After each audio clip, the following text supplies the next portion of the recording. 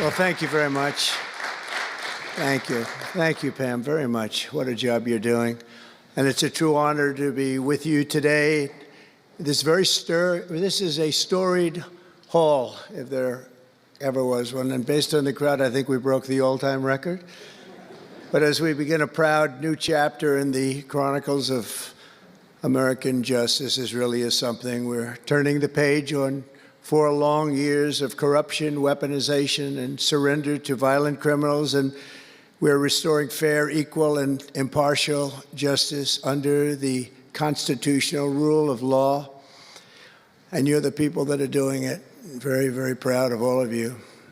Under the Trump administration, the DOJ and the FBI will once again become the premier crime-fighting agencies on the face of the earth.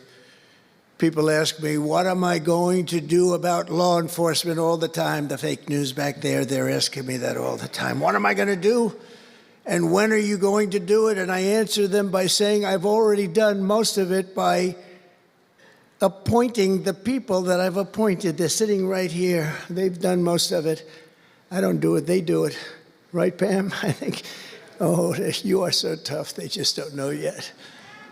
Let me begin by congratulating the incredible people who will lead these historic reforms. And we start with somebody that you just saw, Pam Bondi. She's extraordinary, and I've known her very well for a long time.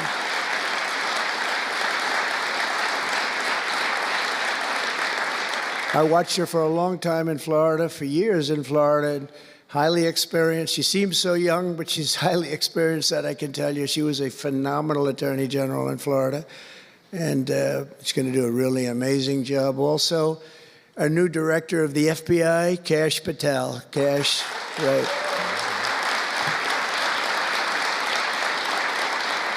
A man that I'm very proud of. I've known him and Emil for a long time under tremendous pressure. I saw these guys under some of the most corrupt judges it's not even imaginable how corrupt they were.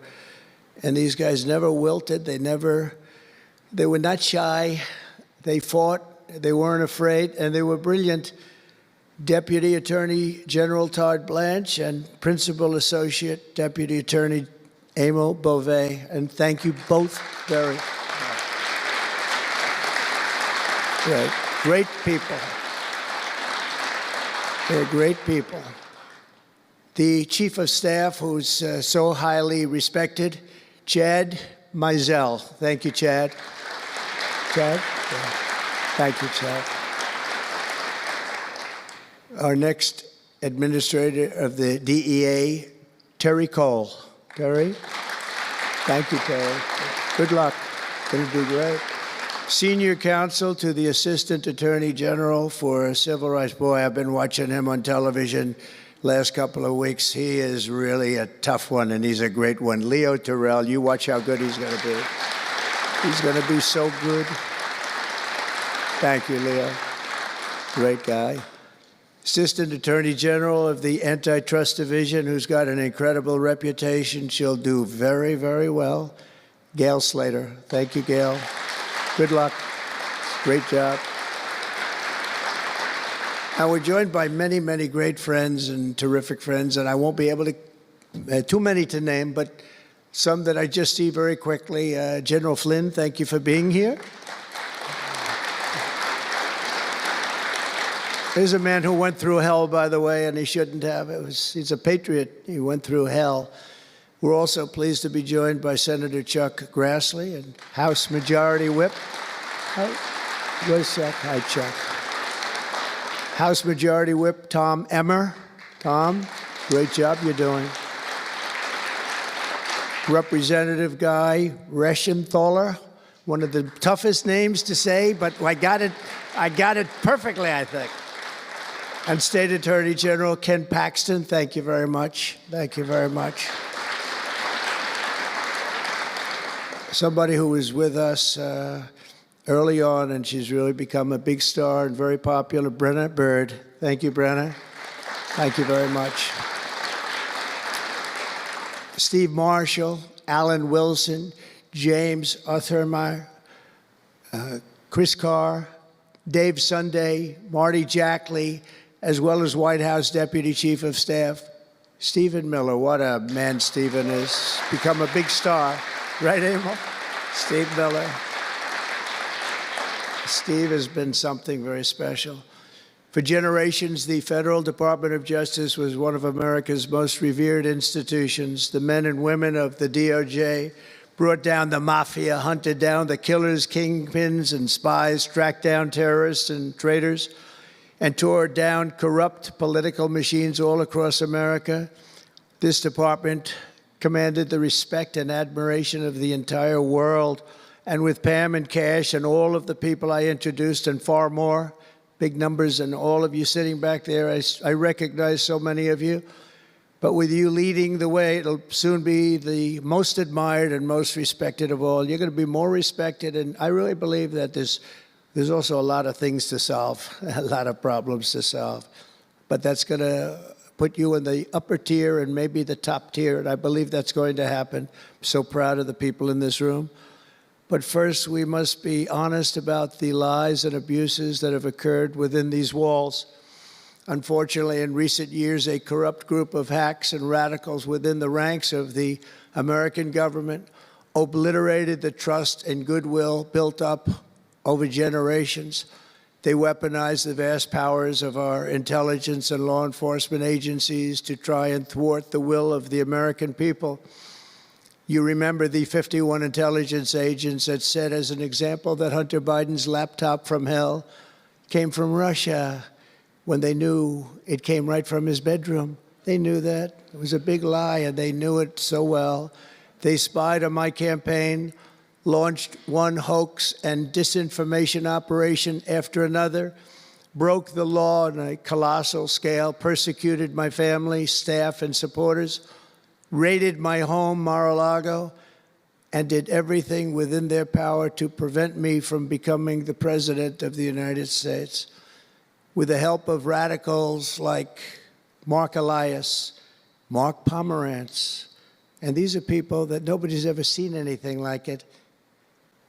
So many others, but these are people that are bad people, really bad people. They tried to turn America into a corrupt, communist, and third world country. But in the end, the thugs failed and the truth won. Freedom won, justice won, democracy won, and above all, the American people won. There could be no more heinous betrayal of American values than to use the law to terrorize the innocent and reward the wicked. And that's what they were doing at a level that's never been seen before. And it's exactly what you saw with Joe Biden, Merrick Garland, and their cronies to do the building of the last 4 years. They ripped, what they've ripped down is incalculable. But what you're going to build up is likewise something that will be breaking all sorts of records. They set loose violent criminals while targeting patriotic parents at school board meetings. They dropped charges against Antifa and Hamas supporters while labeling traditional Catholics as domestic terrorists. The Catholics, we did very well with the Catholic vote, so I want to thank them for that. They really did, record numbers. I would say, what's with the Catholics? They're really after the Catholics, so I don't know. They were after a lot of people. Maybe they didn't even know why. They imported illegal alien murderers, drug dealers, and child predators from all over the world to come into our country while putting elderly Christians and pro-life activists on trial for singing hymns and for saying prayers. They went to jail for that. Our predecessors turned this Department of Justice into the Department of Injustice. But I stand before you today to declare that those days are over, and they are never going to come back. They're never coming back.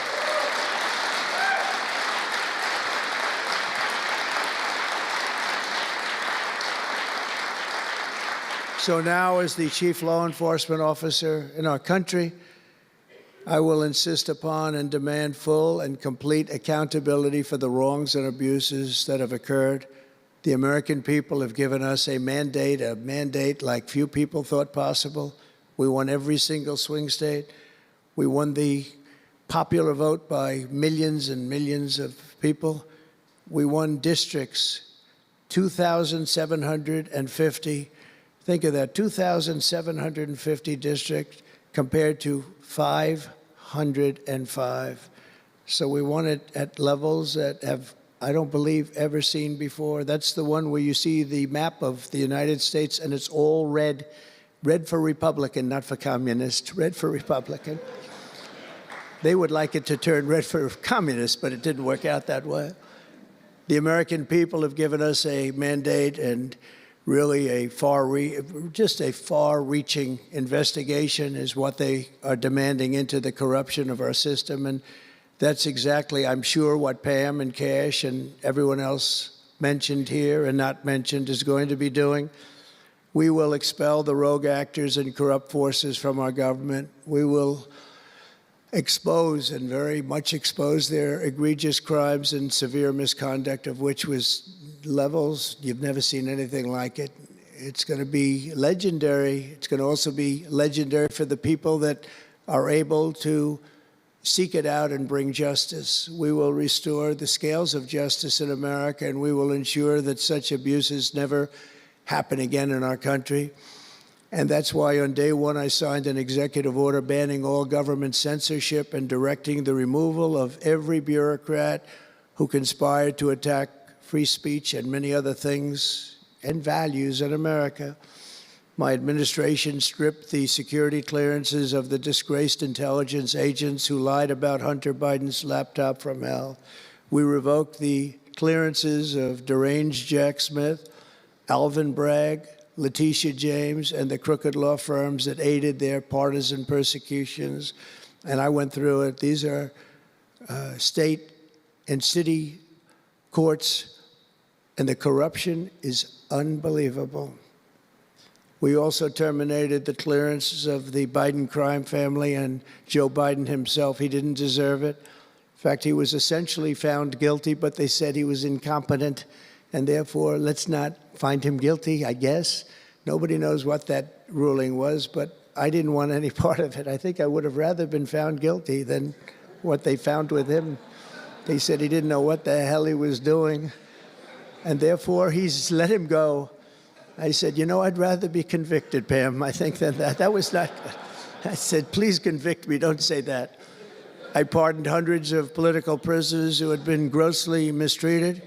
We removed the senior FBI officials who misdirected resources to send SWAT teams after grandmothers and J6 hostages. And it was a great honor for me to fire, I will tell you this, a great honor to fire James Comey. A great, great honor. That was nothing. There was no better day.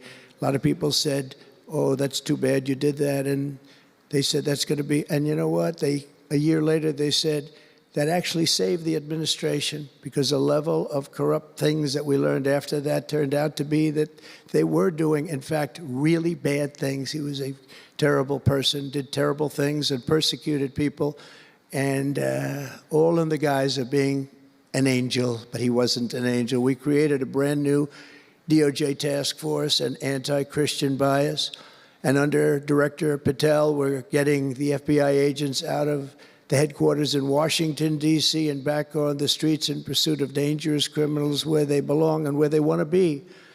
And, you know, you have that big FBI building, and it's a very big building, and they were going to build an FBI headquarters 3 hours away in Maryland, a liberal state, but that has no bearing on what I'm about to say, but we're going to stop it.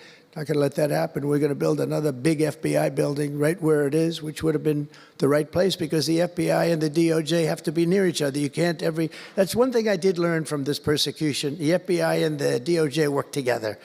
Now, in my case, they work together for bad purposes, but they do. They were always together.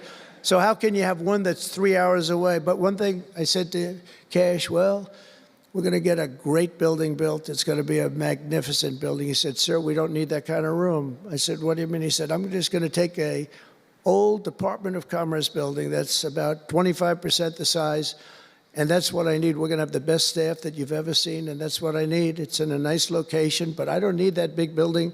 Why don't you just sell the site to somebody, and we're going to be very happy. And they want to have far fewer people, but we also want to have them in D.C., and if for no other reason, we like having law enforcement walking the streets of our capital, because when the bad guys are out there and they see there's an FBI agent, that's the ultimate in law enforcement, and they're not going to be acting so bad. We're cleaning up our city. We're cleaning up this great capital, and we're not going to have crime, and we're not going to stand for crime.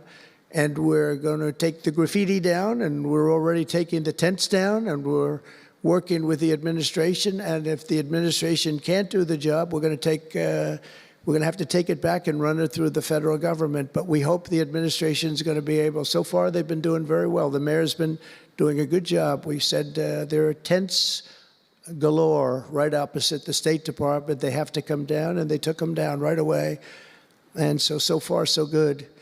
But we want to have a capital that can be the talk of the world. When Prime Minister Modi of India, when the President of France, and all of these people, the head of Prime Minister of United Kingdom, they all came to see me over the last week and a half. And when they come in, I had the route run. I didn't want to have them see tents. I didn't want to have them see graffiti. I didn't want to have them see broken barriers and potholes in the roads, and we had it looking beautiful. And we're going to do that for the city. And we're going to have a crime-free capital. When people come here, they're not going to be mugged or shot or raped. They're going to have a crime-free capital again. It's going to be cleaner and better and safer than it ever was, and it's not going to take us too long. There's a new phenomena that is taking place with these violent, vicious lawyers that we have all over. They play the ref. You know what playing the ref is? Like the great Bobby Knight basketball coach. He'd scream and scream at the ref. He'd scream. I watched it. By the way, I love Bobby Knight because he endorsed me. And having Bobby Knight's endorsement in Indiana was an extremely good thing. A friend of mine said I was running in Indiana at the time. This was early on, 2016.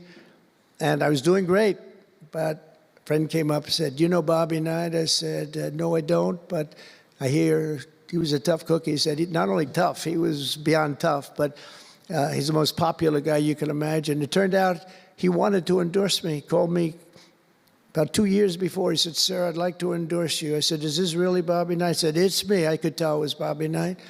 He had been known for throwing the chair across the court and slapping a player. Can't do things like that, right? And the man that came in fired him. He was a new administrator for the college. That guy didn't last very long. They were like 14-0, and they fired Coach Knight. That was not good, but he had a little chip in his shoulder. But he loved Trump, and he came in, and he said, "I'd love to endorse you." He said, "If you ever run, please call me." So he said, "You know Bobby Knight?" I said, "Well, I don't know him," but he called me a couple of years ago. It was an amazing phenomenon. I took his number, and on each side of my desk in New York, I had stacks of paper, like nice and neat, but about 2 feet high each. And I said, I wrote his number down and I put it here 2 years ago. And I said, let me see if I can find it. It was almost like a miracle. I had other miracles that happened too. My ear is still throbbing. That was a miracle. That was a miracle also, wasn't it? That was a miracle also. Thank you. Thank you, Leo. Thank you. Thank you, my man. That was a miracle. Anyway, okay, that's very nice, thank you. But, so he said, Bobby Knight. So I said, I put his name down and I wrote it down. It's in one of these stacks. I lifted up. There would have to be 2,000 to 3,000 pages in each stack. I lifted it up, the first one, had no idea. And there was his name on a little card, Bobby Knight with his number. It was like incredible. I tell that story all the time. And I called him and dialed a number. He said, "I've been waiting for you to call." And he went out and he made a speech for me in a packed arena in Indiana, and it was over. It was over. He was a tough guy. He actually went a little far, if you remember. He made a great speech because he was actually a motivational type guy, to put it mildly. But he left the stage, and then I'm talking, and he walks back onto the stage. I said, uh-oh, this is trouble. Why is he coming back? He was a big guy, too. Why is he coming back? He said, "May I say a few more words?" I said, "Yeah, go ahead, Bobby, say a few more words." A little different. And he said, "And let me tell you something about this guy, Trump. This guy, if he has to, will use the nuclear weapons that we have. He will use he has no fear. He's going to use, and that's the kind of guy. And he walked off the stage. I said, I think I'm in big trouble, Pam. That was not good, but it worked out okay. In the meantime, we won the state in a landslide, and it was great, and it was just an amazing period of time. But this is the most amazing period of time. I think this is more amazing. What's taken place has been more amazing. I think it's more consequential, and if we do the job, one of the big media outlets said what we did was the most consequential election in the last 129 years. Well, if we do the job that we're all capable of doing, I think it's going to prove to be that and then some. And that's what we want to do. We have a real big shot at making this country so great, so great. What happened to our country was so sad. What they've done in 4 years to our country with the borders, with Afghanistan, the most embarrassing period of time, allowing the Russian situation, it was never going to happen with Ukraine. Allowing October 7th to happen would have never happened because under me, Iran was totally broke. They had no money. They weren't giving any money to Hamas or Hezbollah. It was totally broke. But allowing inflation, look at what inflation's done to people, been so devastating. And now you see that, by the way, price of eggs is down 35% in the last week and a half. We're doing a good job. Brooke is doing a good job. Brooke Rollins and everybody. And inflation's down, interest rates are down, gasoline has come down to a level that we haven't seen in a long time. All things that we wanted to do, because then everything else is going to be coming down. We want it to come down. We want bacon to come down, and groceries, a term I used to use. It's sort of an old-fashioned term, but I used to use it on the campaign trail, those last 90 perfect, beautiful days. We just hit it. And I want to thank Susie. You have done a great job, Susie Wiles. Great job, Susan. A big magazine just named her the most powerful woman in the world, and that's okay with me. She is the most powerful woman. You think about it, John, right? The most powerful woman in the world, but she's great. And we had a great 90 days. It was a perfect 90 days, and it was a great result, but we want to put that result to good use by doing a phenomenal job. And I want to tell you that Todd and Emil know this very well. We had an amazing judge in Florida, and her name is Eileen Cannon. And I didn't know her. I still don't know her. I don't believe I ever spoke to her, even during the trial. But I did appoint her, federal judge. And these fake lawyers, these horrible human beings, were hitting her so hard, public relations-wise. They were playing the ref. I don't think it's legal. I don't think it's legal. They might as well go out and just shout it in a courthouse. They were saying she was slow, she wasn't smart, she was totally biased, she loved Trump. I didn't know her, other than I saw her the couple of days that I was in court, and I thought her decorum was amazing. Anything bad they could say, though, they were saying about her, it was whatever they could say bad about a human being, all made up, because actually she was brilliant. She moved quickly. She was the absolute model of what a judge should be, and she was strong and tough. And how do you get them to stop if you're a judge? How do you get them to stop with the playing the ref? Bobby Knight would play the ref. That's why I brought up the Bobby Knight story. He would play the ref. He'd scream at the ref. He'd scream so hard. Oh, boy, it was terrible, actually. And the people would come up, his assistant coaches would come up to play. Coach, don't do that. Don't do it. He said, he's not going to change his tune, coach. He called it. He's not changing. I don't care. And he's screaming. That's when he threw the chair. He starts going crazy. And he said, no, he's not going to change this time, but he's going to change for the next play. And sure as hell he did. You know, Bobby, by the way, had the last undefeated team in basketball. And relatively speaking, you know, he had a team. He always had a team. He never had that. Well, he had a couple of great players, obviously, some top NBA players, but very few relatively. He had a team, but he won the national championship 3 times. But he had the last undefeated team in basketball. And he would play the ref, and he would scream at him. He knew exactly what he was doing. They're doing the same thing. He said, no, he's not going to change now, but he's going to change for the next one. That's what he wanted to do. He wanted to scare the hell. They wanted to scare the hell out of the judges, and they do it. And how do you stop it if you're a judge? Because you want to go home, you have a family, you have children, and the New York Times will write whatever these people say, and the Washington Post, and the Wall Street Journal, and MSNBC, and the fake news CNN, and ABC, CBS, and NBC, and they'll write whatever they say. And what do you do to get rid of it? You convict Trump. All you have to do is be really tough on him and ultimately convict him, and they leave you alone. It's totally illegal what they do. I just hope you can all watch for it, but it's totally illegal. And it was so unfair what they were doing to her. But they do it all the time with judges. But in her case, she was very courageous, and it only made her angry. Wouldn't you say? It just made her angry. She didn't like it. A lot of them say, oh, please don't say that about me. My family, what's my husband going to say? What's my wife going to say, or my kids? Please don't say that. And it had absolutely no impact on her in the case against me, which was a case, I will not use a bad word. I promised my wife I would never use a bad word, so just a little bad. The case against me was bullshit. And she correctly dismissed it. She correctly, look at Emil, he's looking, he said, that's interesting. But these two guys were warriors. You got a warrior here. You got two warriors, I can tell you that. You got a whole bunch of them. But, and they wouldn't quit.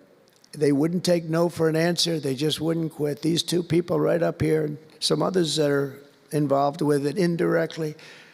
And what the lawyers do is they're doing it to the Supreme Court justices, hoping that they'll be overcome by the horrible things they say about them. They say things about Supreme Court justices and judges that are just horrible. They're playing the ref. Remember the way they treated Justice Thomas and Justice Alito and Justice Kavanaugh, Justice Gorsuch.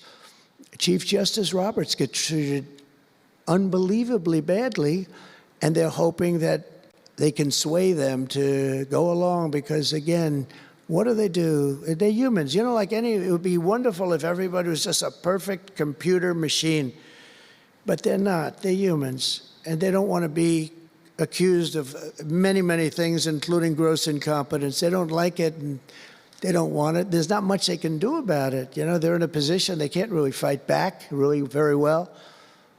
And so what they do is sometimes they get weak. I would say a majority, maybe, of the times. That's why I'm so impressed with Judge Cannon in Florida, how strong she was, how she held up. It actually made her more resolute than anything I've seen. I mean, it was amazing because they were hitting her so hard. It was so sad to watch this. But it's sad what they do to other judges. It's very sad what they do to the Supreme Court. And a lot of the judges that I had, if you look at them, they take tremendous abuse in the New York Times and the Washington Post, all of the different networks. They take such abuse. And honestly, very simply, they're afraid of bad publicity.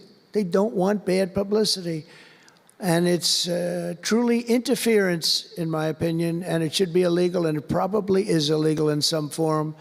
There's no difference than speaking to a judge or shouting to a judge or doing whatever you have to do in a courthouse. They're doing it behind the back. They're usually doing it anonymously. They're saying anonymously, off the record, the judge is no good, but everybody knows where it's coming from. And it's totally coordinated. It's a campaign, and it's by the same scum that you have been dealing with for years, like guys like Andrew Weissman, deranged Jack Smith. There's a guy named Norm Eisen. I don't even know what he looks like. His name is Norm Eisen of Crew. He's been after me for 9 years. Now, Crew is a charitable organization.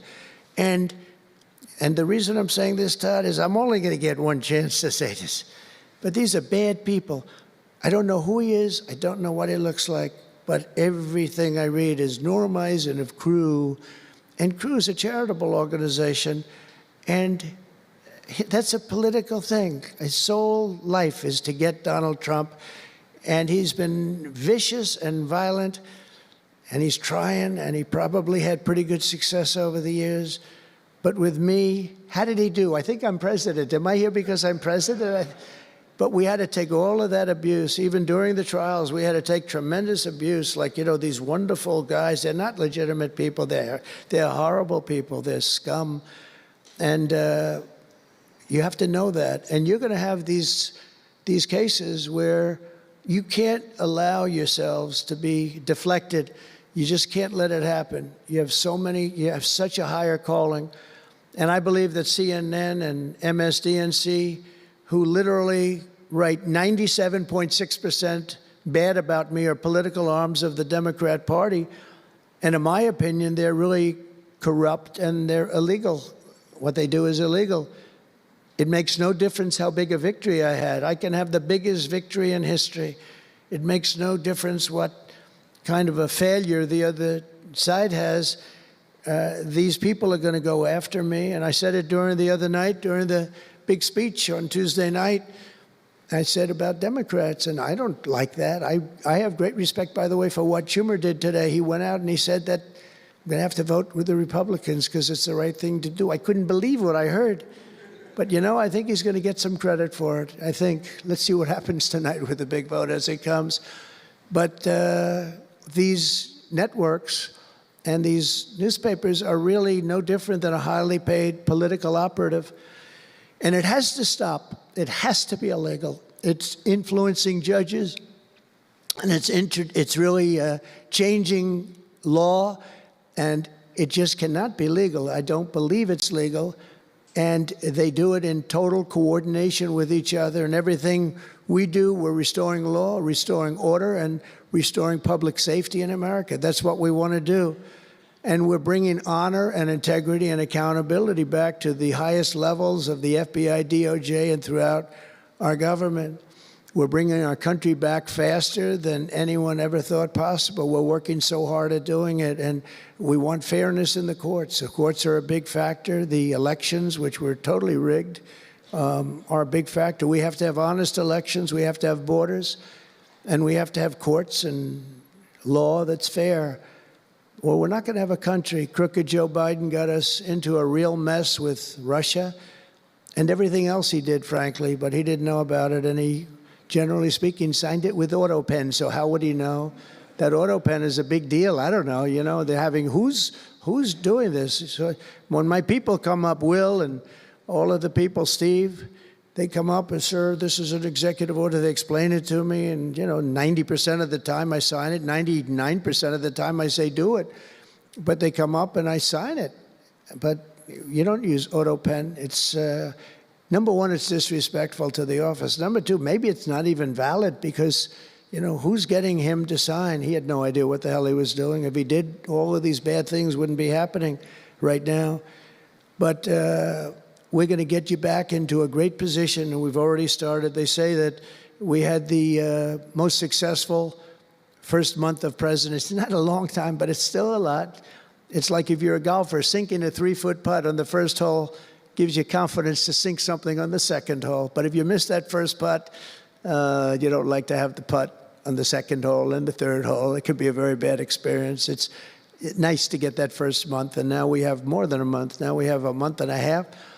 And it's going really, really well. I can tell you as a little secret, although the cameras are blazing back there, so it's not that much. But I think we're doing well, as you have been hearing about Ukraine. I think we're doing now well with Russia. We're speaking with President Putin. We want to get the war over. Not only have we spent maybe $350 billion to Europe's, think of that, $350 billion to $100 billion, and yet we're across the ocean far away, so it shouldn't have been that way, but Biden let that happen too. And we're getting a deal where we're going to get that back, but much more importantly are the lives that we're talking about. On average, 2,000 young people are being killed every single day. Now, they're not from here. They're from nowhere close to here, but they're young people. They're human beings, and they have parents. They have sisters and brothers, the mothers and fathers, the friends and the families and the towns where they grew up. And they're losing, on average, 2,000, even 2,500 a week. and I want to get it stopped. And we've had some very good calls today with Russia and with Ukraine. They've agreed for a ceasefire if we can get it with Russia, and it's not easy. It's a tough one, but I think we're doing it. And as the Secretary General said yesterday of NATO, a terrific guy, he said without Trump, we wouldn't be talking about it. It would just go on for years, and millions more people, millions of people have been killed, but millions more people would be killed. And he said it was a great honor. Without me, it would just keep going on. We're looking for the ceasefire now with Russia, and we've had some very good talks about it. We've had some very good responses. And I can tell you that there was a case where there would have been no war if I were president, and it's just 100% would not have happened, would never have happened. I used to speak to President Putin a lot about it. I said, don't do it. Don't do it. I won't tell you what the consequence was. I won't tell you what he's, but if he believed even 5% of what I said, then he would say, I'm not going to do it. And I think he did. But we had a good relationship, and we had a professional relationship, and his respect for this country. And I think we've had some very good results. So, you know, I haven't been able to say that to anybody else. I haven't wanted to say it until just before I came here. I got some pretty good news. So, but we have to see what happens. It's still a long way to go. The fighting is unbelievable. Russia has a large group of Ukrainian soldiers, as we speak, surrounded and in grave danger. They've been able to surround them. They're in grave danger. Biden should have never let this war happen. First of all, you don't want to pick on somebody that's a lot larger than you, even with the money. There's a lot of money that we gave them and a lot of equipment. We make the best military equipment in the world, but even with all of that, it's unbelievable. Right now, you have a lot of Ukrainian soldiers that are encircled and in grave danger, and I've asked them not to kill those soldiers, please, not to kill those soldiers. We don't want them killed. It's such a shame to see what's happened. A thing like that would have never happened. Inflation would have never happened. October 7th would have never happened. Israel, Iran had no money. They were totally broke. Think of it. They had no money to give to anybody. They were totally broke. And within a short period of time, as soon as Biden came in, he took out all the sanctions. In China and everybody else that wasn't buying oil from Iran was buying it at levels that they never spent before. And it was a sad thing. And if you look at Afghanistan, that was probably what got Putin started, because when he looked at how horribly we looked, I think the most embarrassing day, not that we got out because we were getting out. I would have been out faster than them. I was the one that got it down to the right level. But we would have kept Bagram, the big Air Force base. We would have kept it. Right now, China occupies Bagram. And the reason we would have kept it is because they were 1 hour away from where China has and builds its nuclear missiles and weapons. And they gave that up. At the dark of night, they left the lights on, and they left the dogs behind, by the way. A lot of people say, what about all the dogs? They had a lot of dogs, and they left the dogs behind. And what a shame, what a shame. The way we got out, I think it was the most humiliating time in the history of our country. The way it happened, not that we were getting out, because we wanted to get out, but we would have gotten out with dignity and strength. And what a difference a rigged and crooked election had on our country when you think about it. And the people who did this to us should go to jail. They should go to jail. So I just want to say God bless America, because we have to say God bless. We're lucky we're still here, frankly. And this whole thing could lead, I think we have it. I think we have it. But this could lead to World War III. Very easily, could very easily lead to World War III, but I think we're in pretty good shape, a lot better than we were before we got involved, that I can tell you. That was heading into World War III territory, and that would have been a war like no other because of nuclear weapons and other types of weapons that people you don't even want to know about.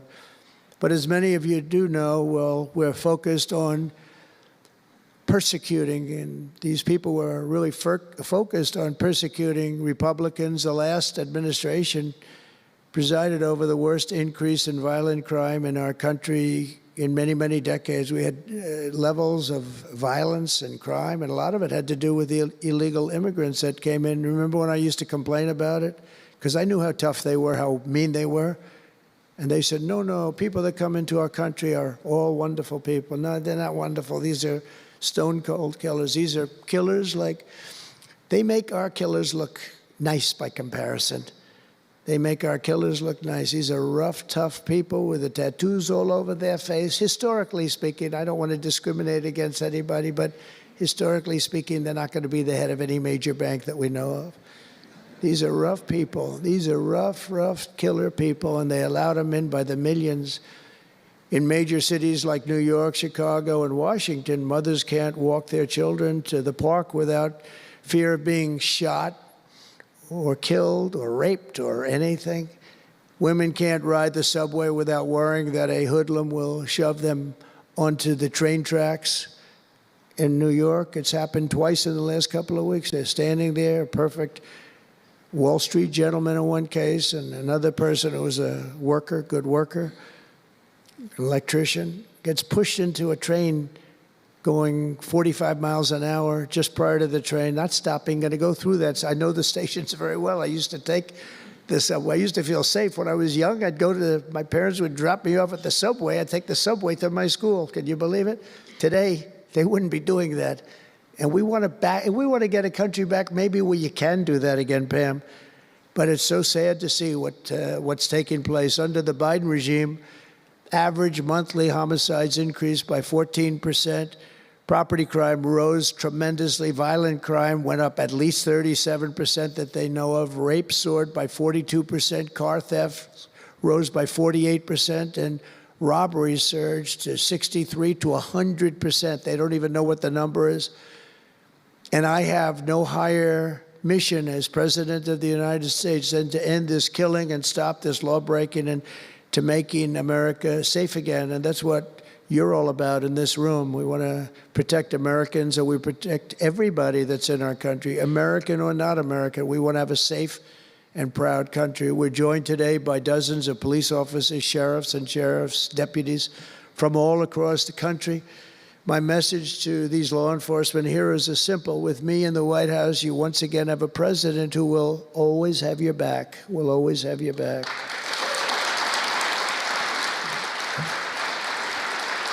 Thank you, fellas.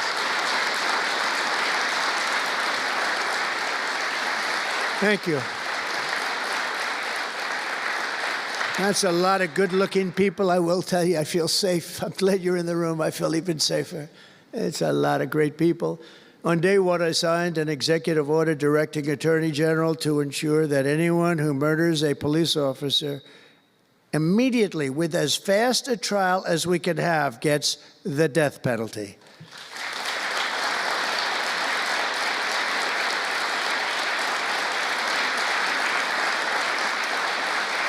And last month, I fired all the radical left pro-crime U.S. attorneys appointed by Joe Biden. There were so many that were bad. And I know there were some that were probably very good, but there were so many that were so bad and so evil, so corrupt. Instead of having Marxist prosecutors who want to put police officers in handcuffs and go after a police officer rather than a criminal, I appointed patriotic, tough-on-crime warriors who will partner with police to put dangerous offenders behind bars, put them in jail. We're fully reviving 1033 program to provide state and local law enforcement with surplus military equipment, that we have so much of it. I did it in my last administration, and I remember Obama wouldn't do it. He wouldn't do it before me, would not do it, because he thought it made them look too strong, too military. I said, no, that's what I want them to look like. I want them to look strong. And it was protective, defensive equipment. We had billions of dollars. I gave it out, and now I'm going to have a chance to give it out again. They didn't want to do it with Biden, and Biden didn't know why. I didn't, if they would have asked him, he wouldn't have been able to answer the question. He could never answer a question. They said my press conference yesterday was longer than all of Biden's press conferences put together for the last 4 years. And I don't know if that's true, but it was close. And perhaps most importantly, we're securing our border and repelling the invasion of America. We have, you see the numbers have come down. So, and Tom Homan and Christie have been incredible. Kristi Noem, Secretary, she's done great. And Tom Homan is, I don't know if Tom Homan's here, but wherever he may be, I think he's chasing people out of our country. If he was here, I'd almost be disappointed. What are you doing, Tom? But he's a fantastic guy, and he's a brave guy.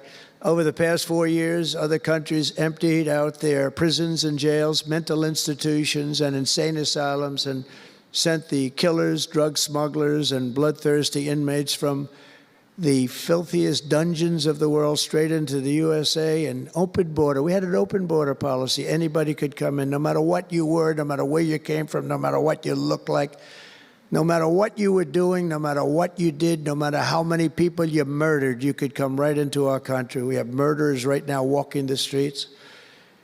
We're joined today by Tammy Nobles, whose 20-year-old daughter, Kayla, was attacked in her home 3 years ago, horrifically assaulted and strangled to death by an illegal alien MS-13 monster set loose into our country under the open border Biden regime. Kayla was one of countless American victims ripped away from their families by the open border policies of that administration. And we're also joined by Kayla's stepfather, Jeremiah, and several other courageous angel families here today. And I'd love you to all just stand up and take a bow, because you are incredible people. Please. Thank you.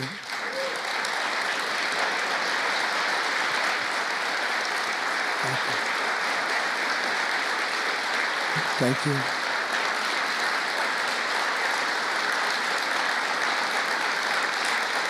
Thank you very much. Thank you. But I want you to know that we are working every day to expel these savages from our country and ensure that what happened to your loved ones will never happen again. So their legacy is going to be a great one. Thank you all very much. We appreciate it. On day one of my administration, I declared a national emergency on our southern border. In our first full month in office, we achieved the lowest level of illegal border crossings ever recorded, okay? Even lower than 4 years ago. For years, Democrats and the media kept saying that we needed new legislation. We had to have new legislation. We needed it immediately. And I never had legislation. I had the best border in the history of our country for almost 4 years. And by the time I got out, we had the lowest numbers ever. My favorite chart of all time was brought down that day. And on that chart said we had the lowest numbers ever. But it turned out that we really didn't need new legislation. All you needed was a new president.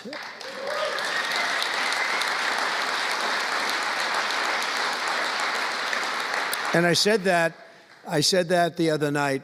That's all you needed was a new president saying, close the borders, because the Border Patrol is unbelievable, ICE is unbelievable, and all of our law enforcement is just incredible. All of you guys are amazing, and the people of our country respect you and they love you. And a lot of times you don't hear that because you have to listen to the fake news back there, but they have great respect for you. So I just want you to know that. And you know, that includes our fire departments too.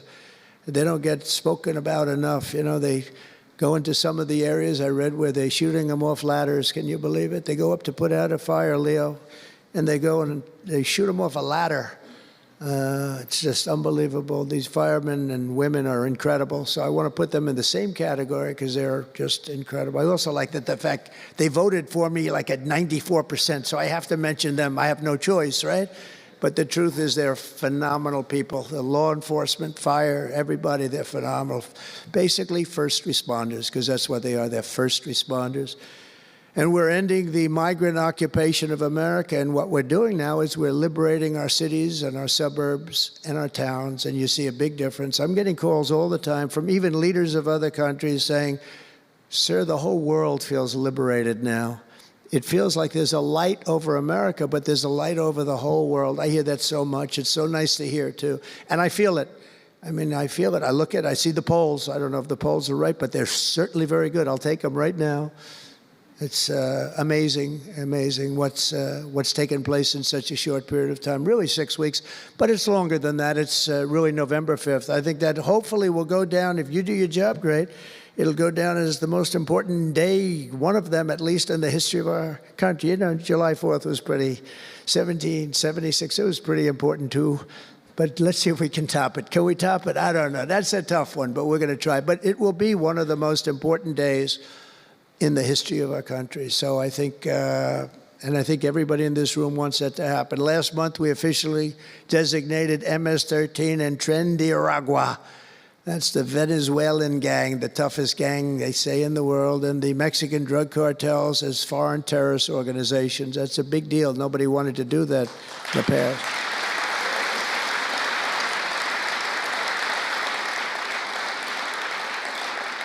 And by the way, we've caught hundreds of them, the Venezuelan gang, which is as bad as it gets. And you'll be reading a lot of stories tomorrow about what we've done with them. And you'll be very impressed, and you'll feel a lot safer, too, because they are a vicious group. They went into Colorado. They took over areas of Colorado. They sort of were like me. They were in the real estate business, but they didn't go out and get financing. They just took over a building and kept it. And they said to the tenants, get the hell out of here. One man called the police, and they cut off his fingers. And they say, you call again, your other fingers, and you call a third time, and you're dead. These are tough people and bad people, and we're getting them out of our country. And some are so bad, we don't want to get them out. We have to put them in jail because we don't want to even take a chance that they can come back. Thanks to our efforts, Mexico recently handed over 29 of the biggest cartel leaders, including the depraved kingpin charged with the 1985 murder of DE agent Kiki Camarena. And that was a big deal, if you know. They've been looking for this person for years, many years, and we got him. This evil killer will be now prosecuted to the fullest extent of the law. And we know that, well, it's, let's put it this way, I have to be nice. It's a very strong case. We're stopping the criminals pouring across our borders at record levels, and we're also stopping the massive quantities of deadly drugs. In 2023 alone, drug overdoses killed more Americans in 12 months than they did during the entire decade between 1980 and 1990, so 10 times more, but it's much higher than that. More Americans died from fentanyl last year than died in the Korean War, or the Iraq War, or the Afghanistan War, all of them combined. That's why I've placed large tariffs on Mexico, Canada, and China, and they will remain in place until these deadly poisons stop pouring into our country. And I will tell you, as soon as I put on the tariffs on Mexico, Canada, and China, unbelievable results have been seen in the last few weeks. Unbelievable results. They weren't happy about it. You probably read they weren't happy, but they are working like hell to end it. They weren't working very hard before I did that. With us today is a brave mother and advocate, Ann Fundner, who lost her beautiful 15-year-old son, Weston, to fentanyl. And Ann, if you would, I'd like to ask you to come up and say a few words, please. Thank you.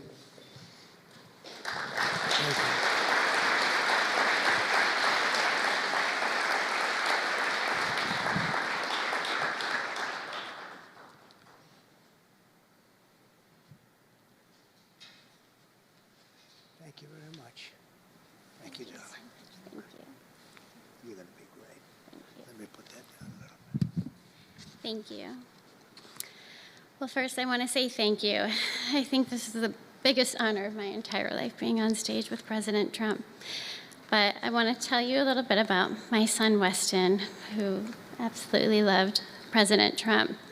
He had a beautiful Trump 2020 flag hanging in his bedroom, and he had it on the beach one day, and we took a picture, and it became our 2020 Christmas card with the most perfect slogan for President Trump, peace on earth. What would happen in the next 4 years would be devastational to our country and our safety of our children. And in 2022, Weston lost his life, a freshman in high school at the age of 15, from a single pill that took his life. The cartels were allowed to operate on American soil and took hundreds of thousands of American lives. And so we knew there was only one person that could save us from the devastation on our American soil, and that was President Trump. And so in 2024, we did the best thing that we could do to keep America safe again, and we elected President Donald J. Trump. Thank you. Thank you. Thank you.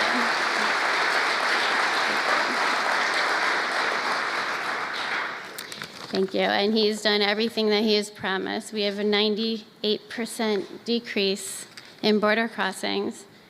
And he has labeled the terrorist cartels terrorist organizations. And he has instilled tariffs because there is no price on human life.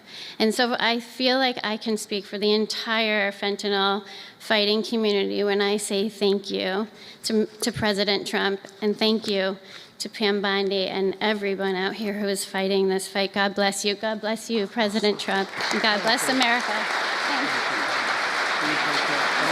He's up watching you. He's up there watching you. And he's so proud of Mom.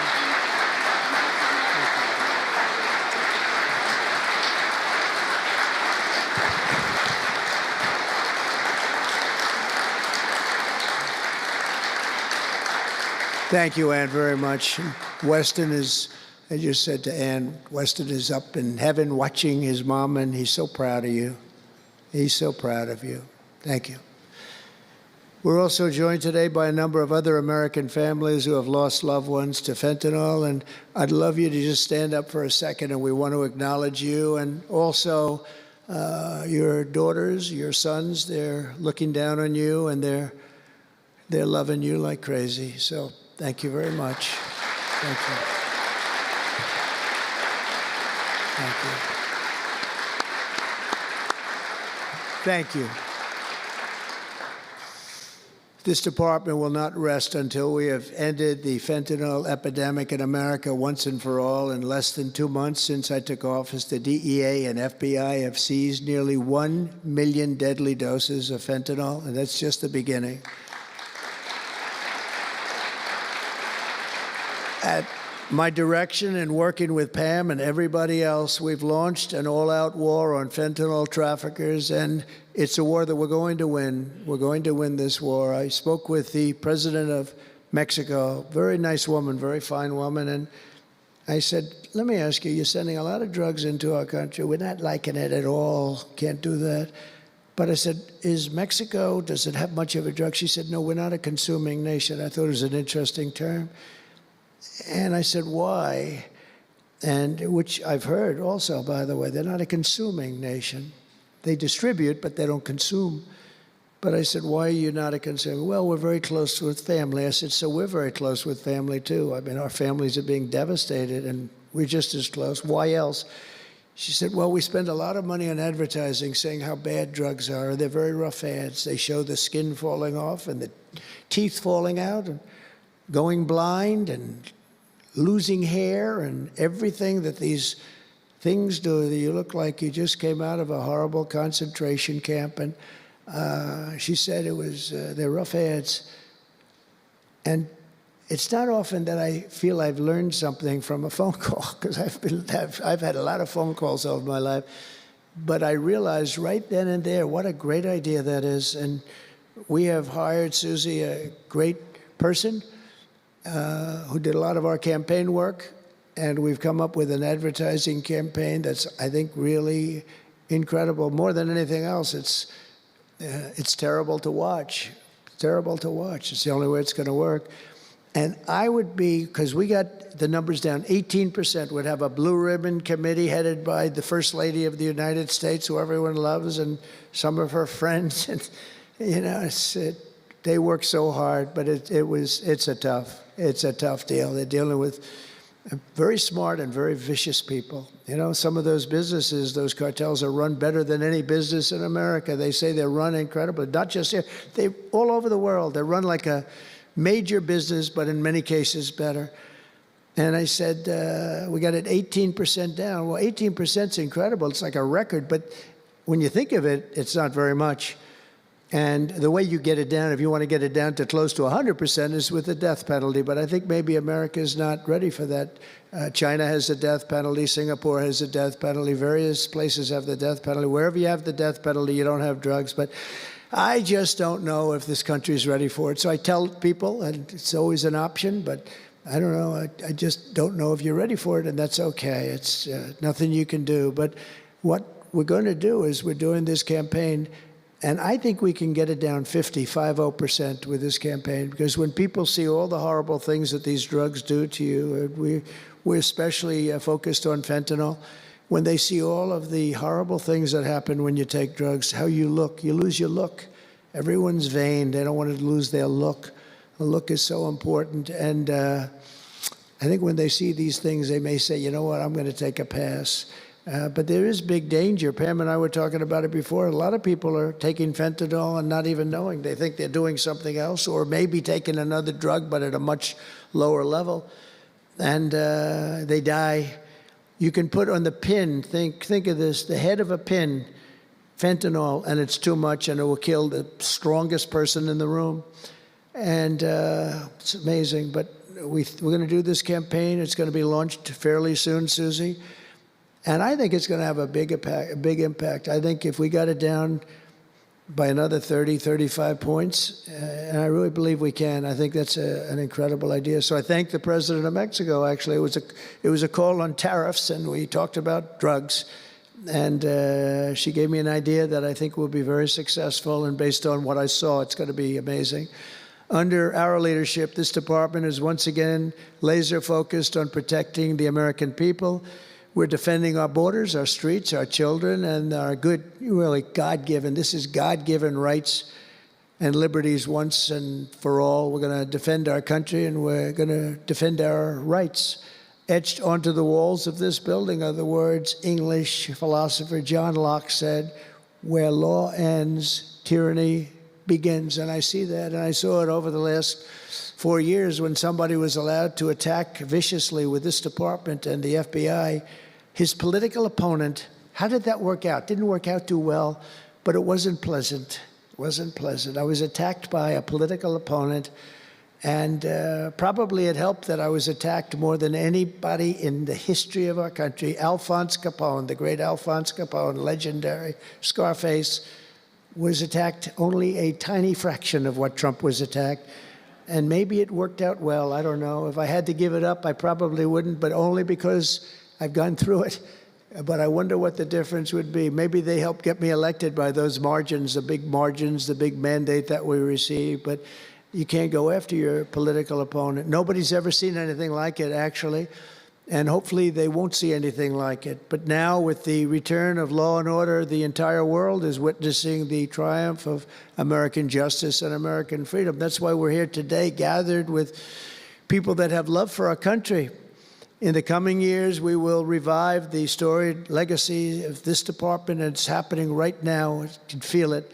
And rekindle the spirit of the great lawmen and legal lions of the past, Americans like Wyatt Earp, Eliot Ness, Frank Hammer, Rudy Giuliani. Rudy Giuliani had to suffer greatly, greatly. He's the greatest mayor in the history of our country. He had to suffer greatly. Ed Meese, Antonin Scalia, Robert Jackson, and Robert F. Kennedy. We will rebuild pride in our institutions. We will restore the prestige of this great department, and we will bring back faith in our justice system for the citizens of every race, religion, color, and creed. And I want to just tell you that this has been a great honor. I was asked to do it, and I said, is it appropriate that I do it? And then I realized it's not only appropriate, I think it's really important. And I may never do it again. I may never have another chance to do it again, because this is something that I'm leaving to the greatest people I know, the best people, the smartest people, the toughest people I know. And they're going to do an incredible job. And it's an honor for me to have won this election so that I can appoint these people to do their job, and they're going to do it like you have never seen. So I just want to wish all of you good luck. It's going to be an interesting journey. Not going to be easy, but you're going to win. You're going to win, win, win, and fight, fight, fight. And it's going to end up being a tremendous result for this country. So thank you all very much. God bless America. God bless you all. Thank you.